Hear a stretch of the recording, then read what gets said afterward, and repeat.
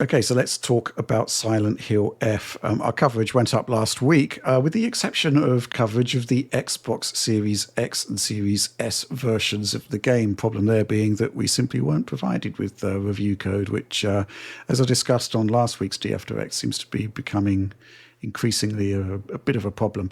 Anyway, we did actually receive review code for the Xbox version the day after embargo, and Oliver, you spent some time taking a look at it, and obviously we all want to know what you think about it. Yes.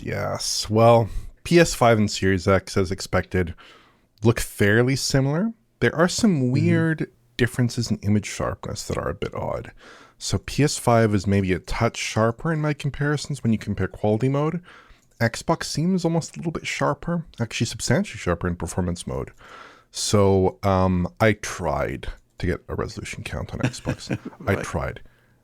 This game's resolution has been a topic of some discussion. It's very hard to get a resolution count with this game on most platforms, at least with TSR, because there's motion blur, the camera doesn't snap back, doesn't change perspectives too often. It's tough. So I wasn't able to get a resolution count, but it is subjectively a little bit of a different experience on PlayStation 5 and Series X in terms of image sharpness. For Series S compared to the Series X performance mode, the grass is simplified, the trees are simplified, and there's no luminous reflections anymore. So it depends on SSR instead. There are definitely some low-res textures in the mix, but overall it looks similar.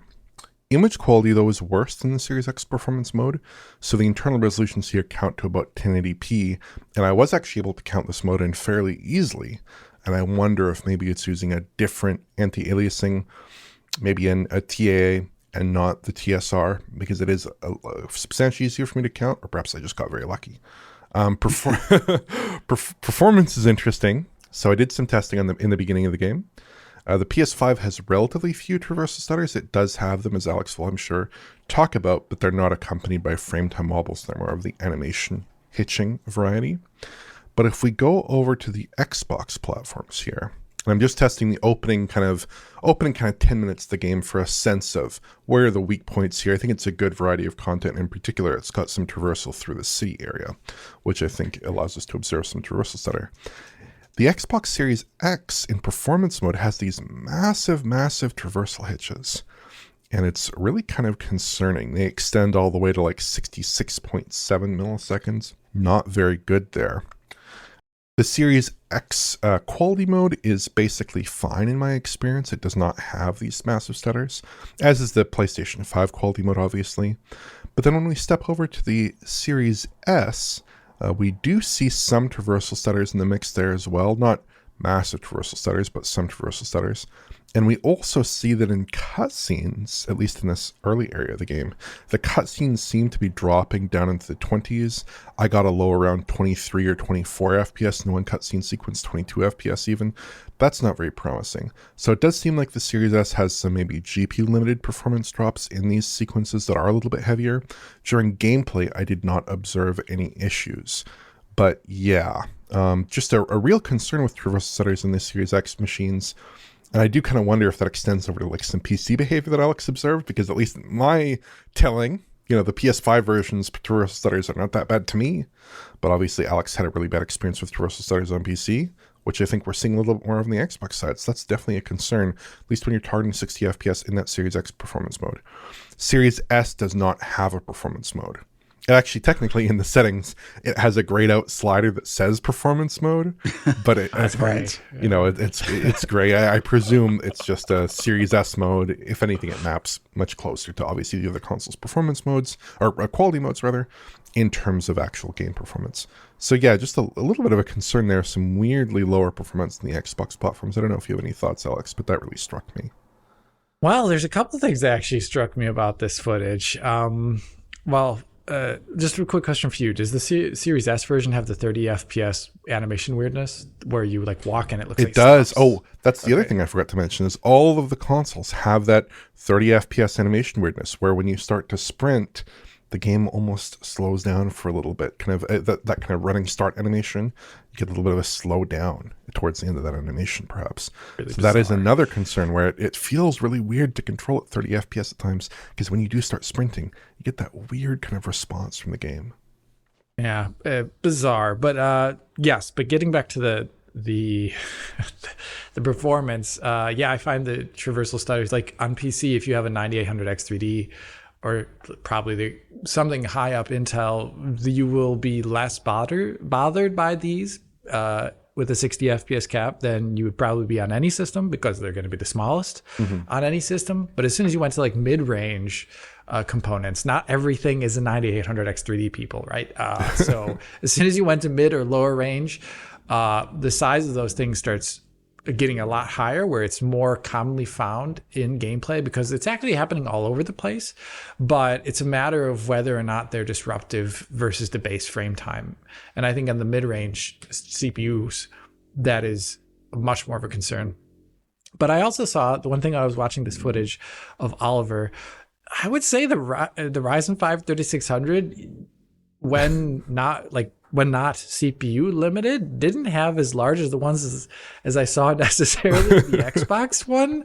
So that is a little bit concerning, because usually we would expect the console CPU here to be at least broadly similar, even a little better than the Ryzen 5 3600, owing to lower level API access, more dedicated development time, to work around issues. That does not appear to be the case here.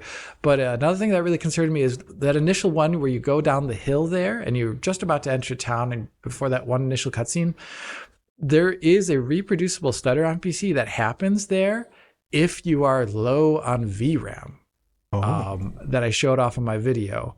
I'm wondering if they also have like wrong, like, this is just me, I have no idea, but like I'm wondering if not only is it you're seeing traversal stutter there, but also seeing bad memory management for some reason on the Xbox Series X version, because on PC, if you run in some areas and you have like an 8 gigabyte GPU and you have the highest level of texture set, you'll see additionally much larger, like within the realm of 50 to 66 milliseconds versus like a 33 millisecond stutter in that area. I don't know, but I just find it bizarre. I actually find it really like the Xbox Series X and the PS5 are so close to one another, and the maturity of the engine on both of them, it's like if you're just using stock Unreal, you should expect very similar, minus barring GPU limited scenarios, maybe like higher dynamic res on Xbox or something, which no one cares about. But like, you know, like you really should expect like these things to be so much more similar. And to me, that makes me think to a slight degree that they definitely didn't spend as much time with the Xbox version to make sure everything was golden, like it is comparatively on the PlayStation version. So yeah, I actually do have one final concern here that your monologue made me think of, Alex, which is that I'm a bit more worried about the Series X and later sections, because the traversal stutters on PS5 in that early area, they were relatively minor, not too bad. Okay, they got a lot worse 2 hours in, 3 hours in, traversing through the city area in kind of those mid-game segments. Is that going to be the case in Series X? Is this just a prelude of much worse performance to come when we actually hit those segments? I don't know, and I don't have the time to test it out, but that's another concern of mine, because on PS5, it got a lot worse as things went on in some of those areas. Would that be the same behavior on Series X? That would be a troubling outcome if so. Yeah. Alex, you were talking earlier about the stutter length versus a 3600. It was actually the same on Hellblade, where the 3600 was worse than the Series X, Hellblade 2, that is. So, yeah, I mean, there is precedent for it. And it looks as though, well, actually, Ninja Theory told us that they actually improved traversal stutter in the enhanced version by kind of spreading the work across more frames. As you should. Like, as you should. Yes. Like this is, to me, as someone who just plays games, I feel like if there's no reason to lump load something if it causes a big disruption to visual output, if you don't need to, especially in games like this one or in that one where you're just kind of like walking by a rolling landscape and you're not like opening a door that immediately has to show the next thing, right? So you should always be thinking like, do we really need to lump load all this stuff and lump actualize it? I think the answer is no, but a lot of development isn't based around those principles. So that comes to something you can only do ex post, like after everything's done, which is just to be clear, lump loading and lump what was the other one? I can't remember. I say a lot of stuff, Rich. Is it a technical term? These are not technical terms.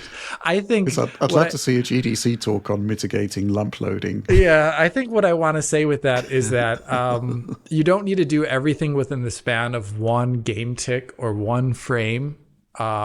And especially for things that are only going to be seen much later on over a span of time. And I think the Dead Space remake shows this off really well, where in Dead Space, you'll be walking, nothing in the room will change at all. Like you'll be in the exact same room, but you walk from one corner of it to the next and you get like a 55 millisecond stutter each time you go from one side of the room to the next, even though you're not seeing anything different in the room itself. It's loading things beyond the room in a like this chunked way. I say lump or chunk, where it's loading the entire room, even though you're not even there yet. There's no reason to do that unless I really don't know why. Like it's really bizarre that this is a strategy sometimes that is done, but so it goes. There's another thing just to really quickly mention. It's mentioned lightly in the CD Projekt Red, along with Epic presentation for how they got the Witcher 4 demo up to 60 FPS, but there are variables in the engine that I think Ninja Theory is referencing there to manage how much time per tick or frame is dedicated to allowing resources to be actualized or stream in. And I think it's like something like 5 milliseconds default on one system and 10 on another, or just unlimited on another. So like you can sometimes come across the case that a console version of an Unreal Engine game in that moment on PC, it'll show a frame time drop, but on the console version in that moment, it doesn't show a frame time drop, but it instead shows the animation sitting still for like a frame or two, which is, you know, like it's something tools pick up and don't pick up. But I imagine if you had like lower level access to show like GPU or CPU frame time budget on like a console version of the game, you can technically do that with Unreal Engine Unlocker, interestingly. But if you had access to that, you'd probably see in that moment like the CPU frame time was like 50 milliseconds, and it's like, what? It's still running at 60. It's like, well, there you go. Yeah. Well, let's round off this discussion by taking a supporter question from Brent. Greetings, Foundryman! Exclamation point. With the varying issues in the PlayStation 5 Pro and PC versions of Silent Hill F, is there a best version you can recommend in the end, or is it just up to the individual on whether they think they'll be more bothered by lower settings, stuttering and hover dolls, or shimmering fog? Cheers! Exclamation point. I think hand that one over to you, Oliver. For me, at least, judging from the consoles, I would say the PS5 version in performance mode. That is the way that I primarily played the game. It's also the best in my opinion. Not as much traversal stutter, in my experience at least, as the other versions of the game on comparable kind of hardware. The lumen niceness is still there. It plays well. That is the best version of the game for me. Maybe on high-end PC, ultra high-end PC, perhaps Alex could chime in. It's okay as well. I don't know. But on consoles, PS5 performance mode is my pick. What about the high-end PC, Alex? And is that before or after the shader butler has already played? Yeah, it's like I would say like the first 45 minutes of the game would be technically less intrusive. 45 to an hour of the game would be technically less intrusive on the PlayStation version. And then after that, the advantage of being able to eliminate some of the traversal stutters completely on the 9800X 3D is an advantage after that point. But isn't that embarrassing that we have to talk about, the game is technically better after an hour of play? And this maybe ties into another conversation you can have. Yeah, we'll talk about that shortly. Yeah. But I just find this entire situation embarrassing. Like I actually saw somebody posted a video. Yeah, somebody posted a video of the PC version running on a quad-core Intel. I think it was the 12100. Nice. And that asymmetric shader compiling. Asynchronous, yes. Yeah. It looked really bad. Really bad. But don't worry, after an hour, it's fine. Yeah, that's all right.